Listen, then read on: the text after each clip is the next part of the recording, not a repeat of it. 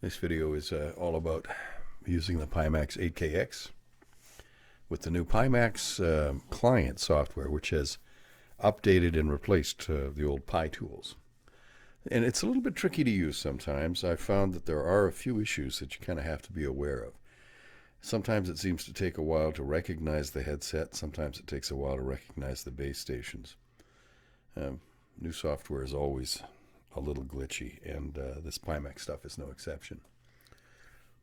Pimax headsets are, well, they're amazing, but they do take a little bit of thought and a little bit of patience to get moving with. So let's give this a try. The first thing we want to do is start Pitools. So over here on the lower left of my screen, you'll see that I've got a Pitools, well, it's a Pimax icon. I'm going to right-click that, and I'll open it as an administrator, run as administrator. I seem to have fewer problems when I do that. I think sometimes Microsoft Windows detects it as an unsafe piece of software. I don't know why. But it usually runs it just fine if you double click it. But just to be safe, I right click it. So now it's already up on the screen, as you can see here, and it opens with a view of the new Pimax Client store. And there's new games coming all the time, but these are games that you can buy from Pimax and run on your 8KX or 5K, or if you're getting a new Crystal, one of those. And that looks like it's going to be one heck of a good headset. Now, our games on this, my games rather, will be under assets, and so will yours with the Pimax Client. We've got VR Capture. Now, that's a video program that's supposed to capture games in VR, and I haven't had much luck getting it to work properly. So I use OBS Studio, which I'm still learning how to use. I mean, I'm not very good at it yet. But you can see all the games are listed here. But how do we set them up for maximum resolution, maximum performance within the headset? Well, this is where it gets a little bit tricky. It used to be on Pitools, there'd be a header right across the top here that you could click on settings, you could click on headset, whatever you like. But with the Pimax Client, you have to go down here to the lower left corner where I'm circling the mouse, and the little green rectangle there is the headset itself, or a representation of it. So we'll click on that, and that takes us to this screen, which shows us that the Pimax appears to be connected, but it's not tracking the base stations, which is another problem you can have. Now I've got a green light on the Pimax headset, which tells me it's working and connected. I'm just going to try rotating it around within sight of the base stations to see if it picks them up. If not, I'm going to show you another trick. Well, I can't show it to you because I don't have a camera on the headset. But on the top left side of the headset, sorry, on the top left side of the headset, there's a connector cable that connects, of course, the headset to the computer.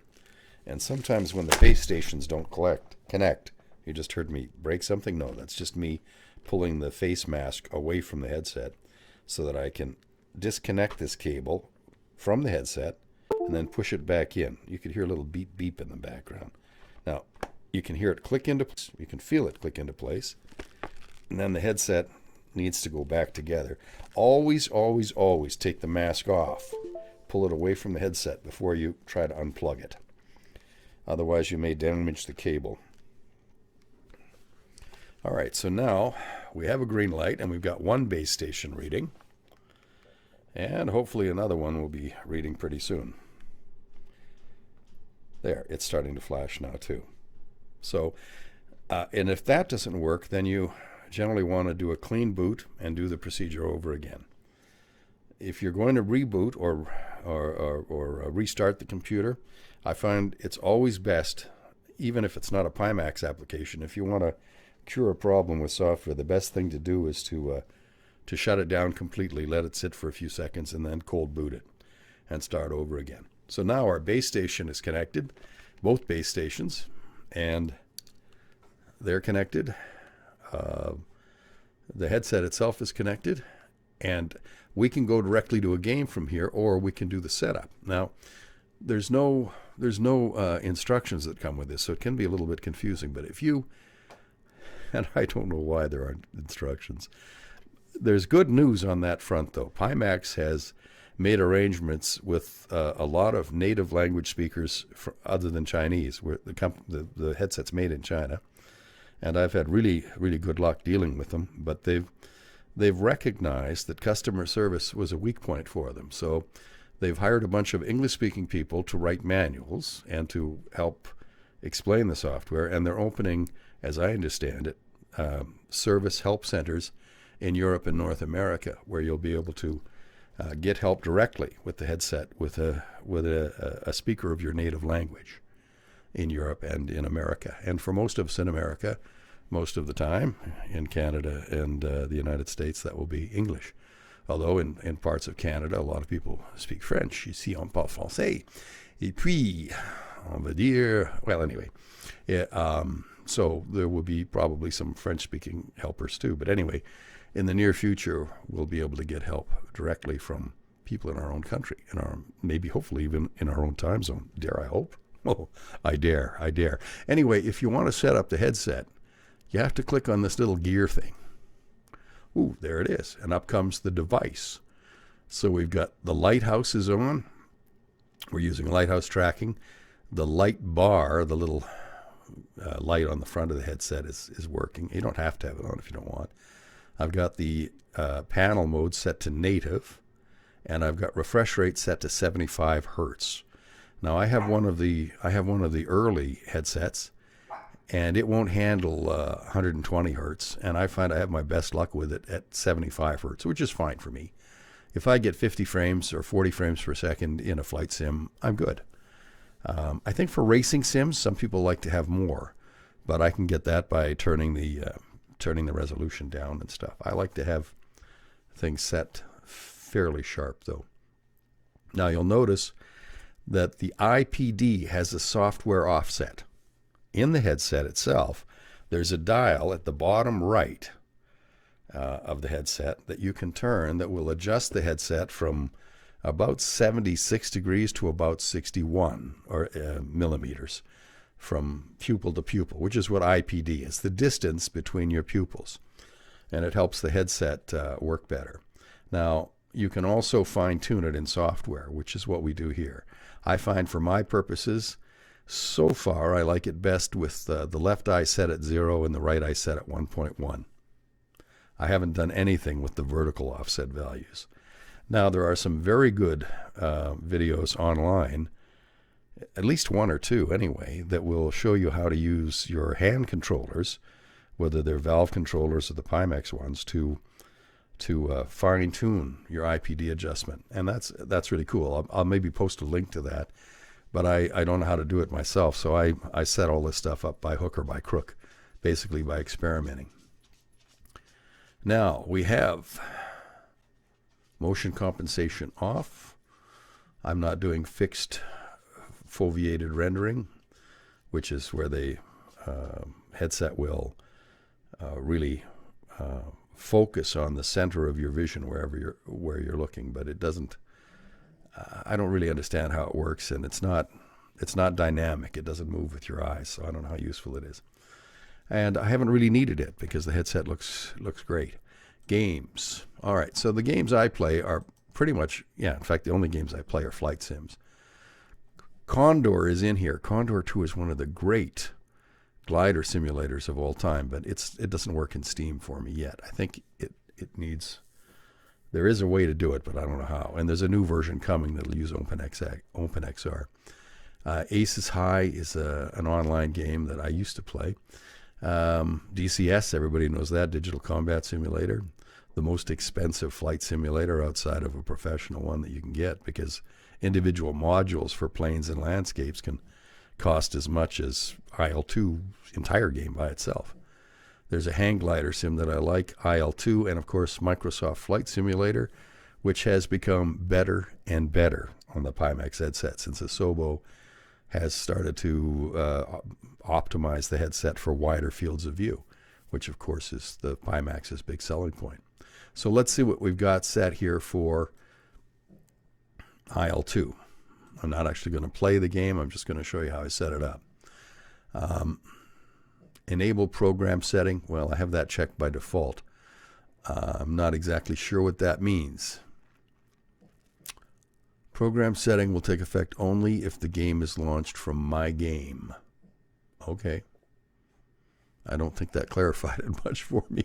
Field of view. Large is 170 degrees horizontal, 200 degrees diagonal, which is pretty wide.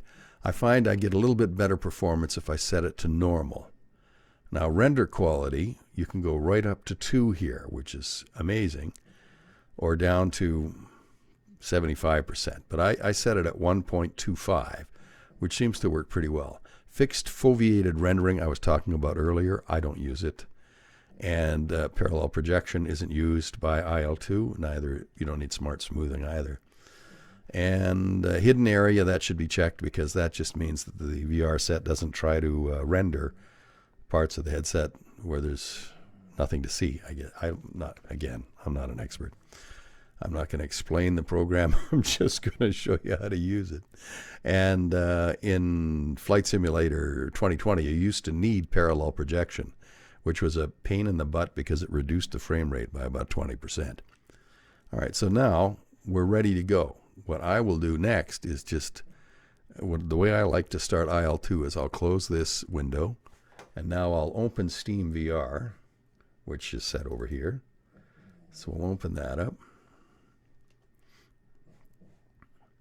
And you can run OpenXR with IL2 and DCS and FS 2020. But I'm not doing that right now because every time I've tried to do it, it's worked, but I haven't figured out how to set it up optimally, and I actually get better performance in Steam, which is really weird because everybody else does so much better otherwise. I don't have any friends online. Maybe I don't. Okay, let's be honest, I don't have any friends. No, I'm kidding. I have friends. I have a friend. Okay, it's my dog, but she's a friend. All right, now, let's see. We go to library, and you can see I can run Steam VR from here, but I don't need to, because as soon as I start IL2, it'll start the VR. And IL2 I can get at by clicking here or by going here. And I think what I'm going to do is click here, and then I'll click play, and we'll see if it works. I want to launch it in virtual reality. Launch in VR and Steam VR mode. That's what we're doing. Let's see if it works. Now I will just leave this window up so we can see what's going on with it. Aha, it's working. Beautiful. Okay, that's how you get into the sim. I hope this video has helped you. So here's what we've learned so far. First, start with a cold boot. Then run the Pimax Client and make sure your headset is connected and your base stations are being recognized. If they aren't, remove the faceplate and unplug the connector from the headset and then plug it back in. And that will probably fix the problem with connecting to the base stations. Once it's all connected and running, we're in good shape. Although for some reason, Steam isn't recognizing my base stations. Oh, there it is. It just takes a second for it to come up. So then we set it up in the Pimax Client, as you saw, by clicking on the icon for the Pimax headset, and then clicking on the little gear thing in the top right. Okay. So that takes us to the end of this video. I'm not going to show you how to play IL2 because basically that's not what this video is about. It's about getting ready to play. Okay, so here we are. And yeah, that's all I have for you. I guess I'll stop rambling now. And thank you very much for watching. I hope you found this helpful. If you like simulator-related stuff and virtual reality especially, then I hope you'll come back and visit again.